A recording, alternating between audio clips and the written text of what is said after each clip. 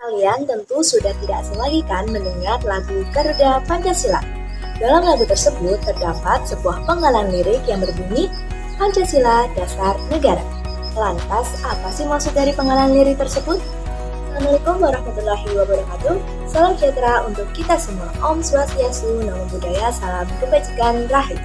Halo, perkenalkan nama aku Agustina Puspamentari dari kelas 1A dengan NIM K7121015, memenuhi tugas terstruktur 2 mata kuliah pendidikan Pancasila dengan dosen pengampu Dr. Andes Wahyudi MPD. Pada video kali ini aku bakal menjelaskan mengenai maksud dari Pancasila sebagai dasar negara dan juga sejarah terbentuknya Pancasila itu sendiri. Jangan lupa simak videonya ya. Pancasila sebagai dasar negara artinya Pancasila menjadi sumber nilai, norma, dan kaidah bagi segala peraturan hukum dan perundang-undangan yang dibuat dan berlaku di Indonesia. Hal itu berarti peraturan dan hukum yang berlaku harus bersumber pada Pancasila, baik yang tertulis yaitu Undang-Undang Dasar maupun yang tak tertulis atau konvensi. Sebagai dasar negara, secara hukum, Pancasila memiliki kekuatan mengikat semua warga negaranya. Pengertian mengikat ialah bahwa ketentuan mengenai pembuatan segala peraturan dan hukum untuk bersumber pada Pancasila bersifat wajib dan imperatif atau memaksa. Dengan kata lain, tidak boleh ada satupun peraturan atau hukum di Indonesia yang bertentangan dengan Pancasila. Pancasila sebagai dasar negara sudah menjadi kesepakatan nasional sebagai sumber dari segala sumber hukum yang bersifat tetap dan tidak bisa diubah-ubah lagi. Kedudukan Pancasila sebagai dasar negara tercantum dengan jelas dalam pembukaan Undang-Undang Dasar 1945 alinea keempat.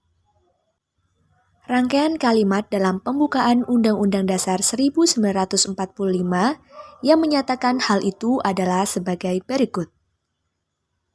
Maka disusunlah kemerdekaan kebangsaan Indonesia itu dalam suatu Undang-Undang Dasar Negara Indonesia yang terbentuk dalam suatu susunan negara Republik Indonesia yang berkedaulatan rakyat dengan berdasar kepada ketuhanan yang Maha Esa, kemanusiaan yang adil dan beradab, persatuan Indonesia, dan kerakyatan yang dipimpin oleh hikmat kebijaksanaan dalam permusyawaratan perwakilan, serta dengan mewujudkan suatu keadilan sosial bagi seluruh rakyat Indonesia.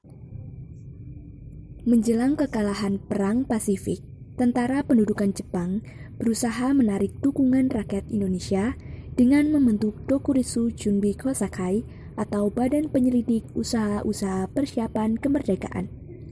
Hal ini tidak terlepas dari pemberian janji kemerdekaan bangsa Indonesia oleh Perdana Menteri Jepang yaitu Kuniaki Koiso pada tanggal 7 September 1944.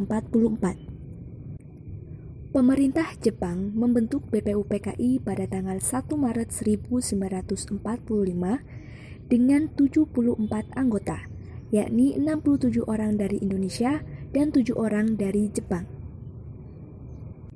Mereka mengadakan sidang pertama pada tanggal 29 Mei sampai 1 Juni 1945. Adapun untuk ketua dari BPUPKI yakni Dr. Rajiman Weddio Diningrat.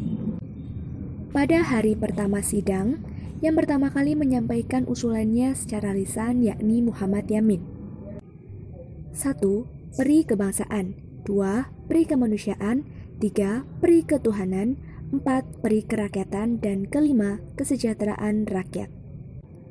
Sedangkan pada tanggal 31 Mei 1945, Dr. Supomo juga mengajukan 5 rumusan dasar negara, yakni yang pertama, persatuan, 2. Kekeluargaan, 3. Keseimbangan lahir dan batin, 4. Musyawarah, dan kelima, keadilan rakyat. Selanjutnya pada tanggal 1 Juni 1945, Insinyur Soekarno mendapat giliran untuk menyampaikan gagasannya. Adapun gagasan tersebut yakni 1. Kebangsaan Indonesia, 2. Internasionalisme dan peri kemanusiaan, 3. Mufakat atau demokrasi, 4. Kesejahteraan rakyat, dan 5. Ketuhanan yang Maha Esa. Kemudian Insinyur Soekarno menyampaikan nama yang tepat untuk 5 dasar negara yang telah disampaikannya, yang bernama Pancasila. Dasar negara yang telah disampaikan oleh Insinyur Soekarno dapat diperas menjadi 3 nilai dasar, yakni sosiodemokratis, sosionasionalis, dan ketuhanan. Berpedoman pada pidato Bung Karno itu, dibentuklah panitia kecil yang terdiri dari 8 orang yang diketuai oleh Insinyur Soekarno, Muhammad Hatta, Sutarjo, Karto Hadikusumo, Kiai Wahid Hasyim, Ki Bagus Hadikusumo, dan Oto Iskandar Dinata, Muhammad Yamin, serta A.A. Maramis. Panitia ini bertugas menampung saran-saran, unsur-unsur, dan konsepsi-konsepsi para anggotanya. Pada tanggal 22 Juni 1945, panitia kecil ini mengambil prakarsa untuk mengadakan pertemuan dengan 38 anggota PPUPKI yang sebagian besar diantaranya sedang menghadiri sidang Chuseongin, sebuah badan usaha yang dibentuk oleh pemerintahan penduduk Jepang. Selanjutnya, pertemuan ini dinamakan Panitia 9. Pada pertemuan panitia kecil lain yang kemudian dikenal dengan sebutan Panitia 9 yang terdiri dari Insinyur Soekarno, Muhammad Hatta, Abikusno Cokrosuyoso, Haji Agus Salim, Ahmad Subarjo, Kiai Haji Wahid Hasyim, dan Muhammad Yamin.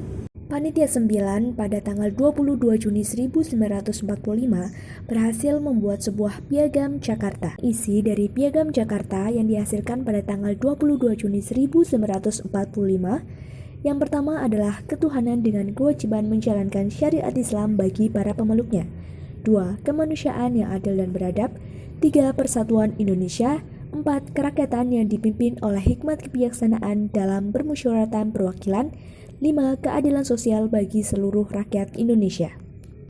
Sore hari pada tanggal 17 Agustus 1945, ketika Indonesia belum genap 1 hari merdeka, Muhammad Hatta menerima utusan dari Timur yang menyatakan bahwa isi sila pertama dari Piagam Jakarta tidak mewakili mereka, sehingga akan berpotensi mereka akan melepaskan diri dari Indonesia.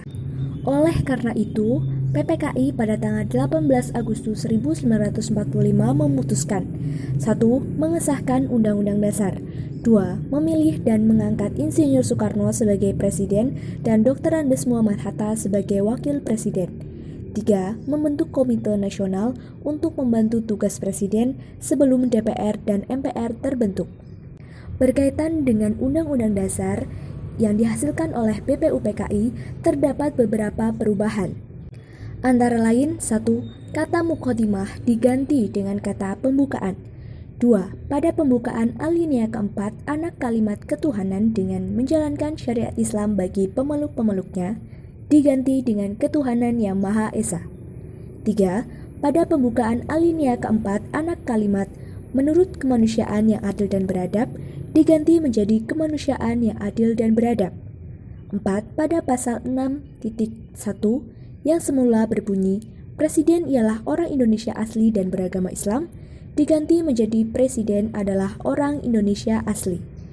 5. Sejalan dengan usulan kedua, maka pasal 29 pun berubah.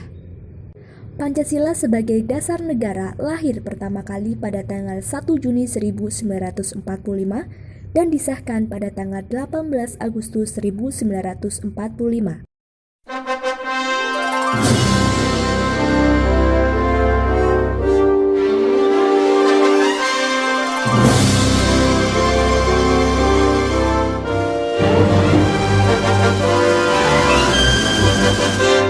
Penjelasan video tadi dapat diambil kesimpulan yang pertama, Pancasila sebagai dasar negara memiliki makna bahwa Pancasila merupakan sumber dari segala hukum yang ada di Indonesia, baik itu yang tertulis maupun yang tidak tertulis. Selain itu, Pancasila juga bersifat mengikat bagi warga negaranya. Yang kedua, Pancasila lahir pada tanggal 1 Juni 1945 dan disahkan pada tanggal 18 Agustus 1945. Yang ketiga, proses pembentukan Pancasila memakan waktu yang tidak sedikit, di dimulai dari hadirnya Dokuritsu Junbi Kosakai atau PPUPKI yang merupakan realisasi dari janji kemerdekaan yang diberikan oleh Jepang.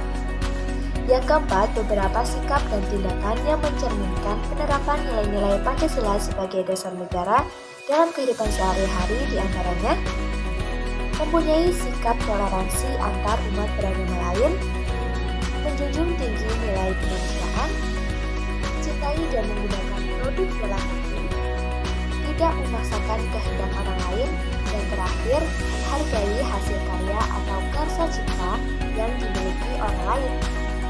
Sekian video pembelajaran kali ini. Sampai jumpa. Wassalamualaikum warahmatullahi wabarakatuh.